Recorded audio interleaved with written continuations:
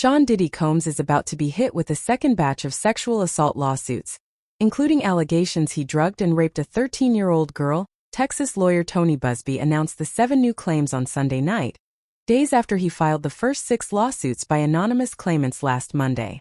More than 100 other potential victims have come forward. Combs was arrested last month in Manhattan after a probe into alleged sex trafficking, and he is accused of drugging and raping victims as young as 9. 2 of the new alleged victims were teenagers at the time they claim the disgraced rapper and music mogul abused them, one 17 and a girl who was just 13.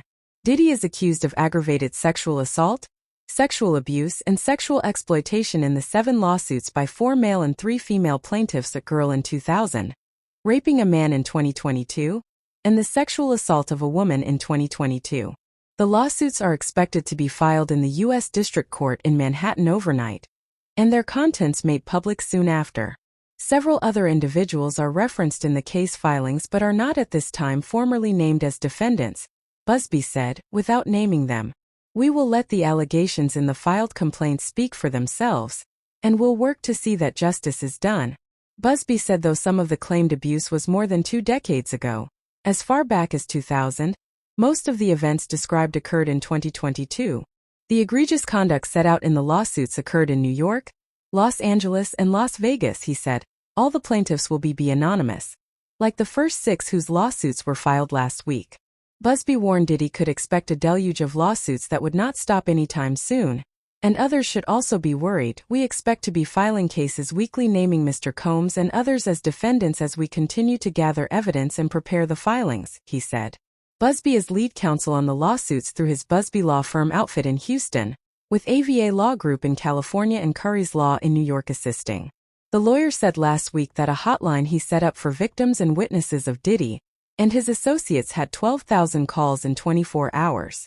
His team gathered enough evidence to file 120 victims' lawsuits against the rapper and announced them at a press conference 3 weeks ago. Of the 120 alleged victims, 25 were underage at the time of the abuse, the youngest being 9, 14, 15. This individual, who was 9 years old at the time, was taken to an audition in New York City with bad boy records, he said at the press conference. This individual was sexually abused allegedly by Sean Combs and several other people at the studio in the promise to both his parents and to him himself of getting a record deal. The claims are coming from victims who were seeking TV or music careers, and the rapper promised to make them a star, as well as those who were simply invited to Diddy's after-parties, Buzbee said. Combs founded Bad Boy Records in 1993, the label that launched the careers of Notorious B.I.G., French Montana, and Machine Gun Kelly. Other boys were there to audition as well, Buzbee said. All of them were trying to land a record deal. All of them were minors. Another minor told allegedly by Sean Combs that he would make him a star, but he needed to visit with him in private about it away from his parents. Once they were in private area, allegedly Mr. Combs made the victim perform oral sex upon him. Fresh accusations flooded Buzbee's law firm since federal prosecutors announced a federal indictment against Diddy and arrested him.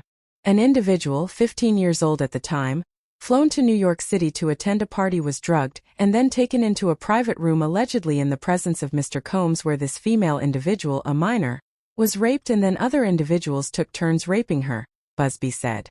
Working with law enforcement, the attorney said many accusers have been weeded out with non-credible stories. Many of the new victims had previously told law enforcement that they had been abused, including some who cooperated with the FBI. Many have medical records that prove they had been raped or drugged, Buzbee added. Drugs were found in their system, weird drugs that you probably never heard of, Buzbee explained. One in particular that continues to pop up is a drug called xylazine, or tranq, which based on our research is known as a horse tranquilizer. Diddy's lawyers denied all the claims shortly after Buzbee went public with his plan to file at least 120 lawsuits. R. Combs emphatically and categorically denies as false and defamatory any claim that he sexually abused anyone, including minors, Combs' lawyer Erica Wolf told DailyMail.com. He looks forward to proving his innocence and vindicating himself in court, where the truth will be established based on evidence, not speculation. The alleged victims are scattered throughout the country, but many are in California, New York, Florida, and Georgia. About half are women and the other half are men, Buzbee said. Much of the alleged abuse happened at parties, such as Diddy's infamous white parties or puppy parties. One individual who was 22 years at the time she was assaulted said that the typical MO at one of these parties was that when you were handed a drink, and now we know that the drink is laced with something, that if you refused to drink it, you were kicked out of the party, Busby detailed. In another disturbing case, an adult pregnant woman claims she was raped after attending a group dinner with Combs in Miami. She wasn't drinking because she was pregnant, but whatever she drank at the table apparently was laced with something, Busby said. She blacked out, and she woke up in the same bed, again allegedly with Mr. Combs in his mansion in Miami. Her vagina and her anus were torn and sore, and I could go on. And literally, you're sensing a theme here.